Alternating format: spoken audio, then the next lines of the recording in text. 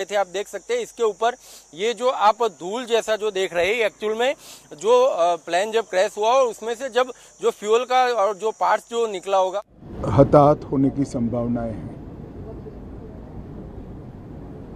इस घटना से पूरा देश क्षुब्ध है और पूरा देश एक साथ पूर्ण संवेदनाओं के साथ ये जो दुर्भाग्यपूर्ण हादसे में पैसेंजर हताहत हुए हैं, इनके परिजनों के साथ खड़ा है। सबसे पहले मैं भारत सरकार, गुजरात सरकार, भारत सरकार के प्रधानमंत्री जी और गुजरात सरकार की ओर से भी जो लोग हताहत हुए हैं, इनके परिजनों के प्रति गहरी संवेदना व्यक्त करता हूं। 10 ही मिनटों में हादसे के भारत सरकार के पास सूचना पहुंची। तुरंत ही मैंने मुख्यमंत्री जी, यहाँ के गृह मंत्री, होम डिपार्टमेंट के control room, civil aviation department, civil aviation मंत्री, सभी से संपर्क किया। प्रधानमंत्री जी का भी तुरंत ही फोन आ गया और भारत सरकार और गुजरात सरकार के सभी डिपार्टमेंट एक साथ होकर राहत और बचाव कार्य में लगे। इस विमान में कुल मिलाकर 230 यात्री देश के और विदेश के और 12 क्रू मेंबर सवार थे। इसमें से एक यात्री का बचने का अच्छा समाचार मिला है, मैं उनको मिलकर आया हूं। मृत्यु का आंकड़ा तो डीएनए परीक्षण और यात्रियों की पहचान के बाद ही अथॉरिटी अधिकृत रूप से घोषित करेगी, मगर जो यात्री बचा है उसको मैं मिलकर आया हूं। घटना के तुरंत बाद गुजरात सरकार ने बहुत त्वरा से डिजास्टर मैनेजमेंट की सारी इकाइयों को अलर्ट करते हुए, चाहे हेल्थ डिपार्टमेंट हो, चाहे फायर ब्रिगेड हो, चाहे पुलिस विभाग हो, भारत सरकार की भी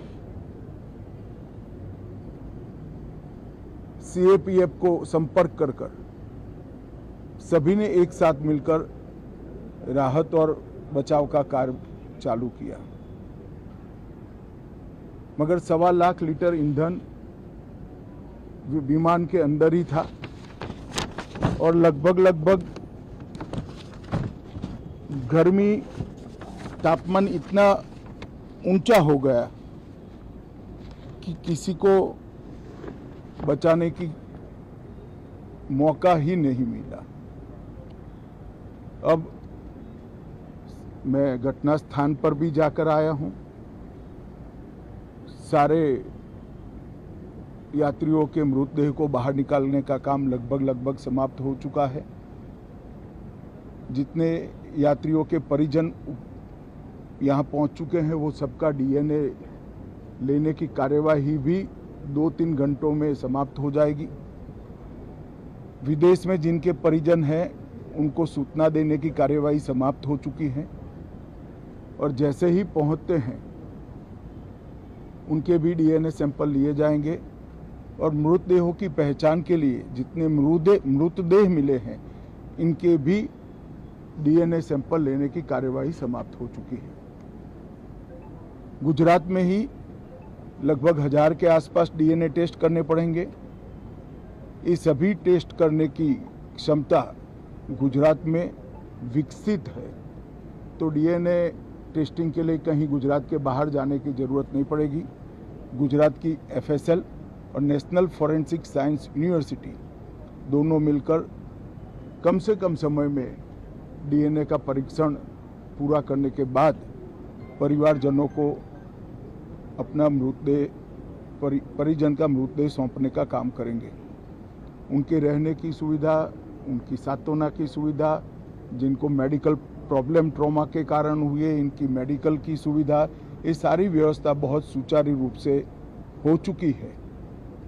अभी रिव्यू मीटिंग में सारी व्यवस्थाओं को हम सब मंत्रियों ने साथ में मिलकर देखा है। एविएशन डिपार्टमेंट ने अपनी जांच शुरू कर दी है और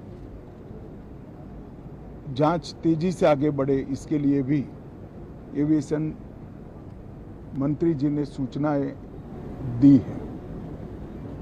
मैं फिर से एक बार राहत काम में जिन जिन एजेंसियों ने त्वरा के साथ बचाव और राहत का काम किया, वो सभी का धन्यवाद करना चाहता हूं। और फिर से एक बार जिन्होंने अपने परिजनों को गंवाया है, हताहत हुए हैं, वो सभी को मनपूर्वक संवेदनाएं व्यक्त करता हूं। मैं एक बार जरूर कहना चाहता हूं कि ये एक्सीडेंट है, एक्सीडेंट को कोई रोक नहीं सकता, परंतु 365 दिन 24 घंटा इस तरह की घटना के लिए प्रशासन का जो अलर्टनेस है, उसकी कसौटी उसी वक्त होती है जब ऐसी घटनाएं होती है। और आज गुजरात के डिजास्टर मैनेजमेंट की तैयारियों का एक प्रकार से दुर्भाग्यपूर्ण तरीके से मगर कसौटी हुआ और बहुत त्वरा के साथ यहाँ पर काम किया गया, वो पूरे देश के मीडिया के सामने और परिजनों के सामने भी आया है। अंत में मैं फिर से एक बार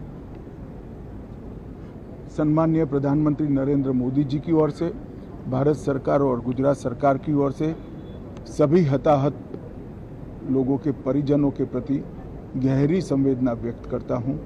धन्यवाद। तो देश के गृह मंत्री अमित शाह पहुंचे थे। वो बेसिकली पत्रकारों को संबोधित कर रहे थे, वो बता रहे थे, हादसे के बारे में जानकारी दे रहे थे। उन्होंने बताया कि वो तमाम अस्पताल में जो घायल लोग हैं उनसे मुलाकात हुई है। एक व्यक्ति जो इस हादसे में बच गया है उनसे भी उन्होंने मुलाकात की है। उन्होंने कहा एक दुर्घटना है, दुर्घटना को रोका नहीं जा सकता, लेकिन उसके बाद जो प्रयास किए जाने चाहिए वो लगातार प्रयास किए जा रहे हैं। डिजास्टर मैनेजमेंट की टीम जो कि गुजरात में है उसने बहुत अच्छा काम किया है। देश के प्रधानमंत्री नरेंद्र मोदी ने भी फ़ोन किया और तमाम हालतों की जानकारी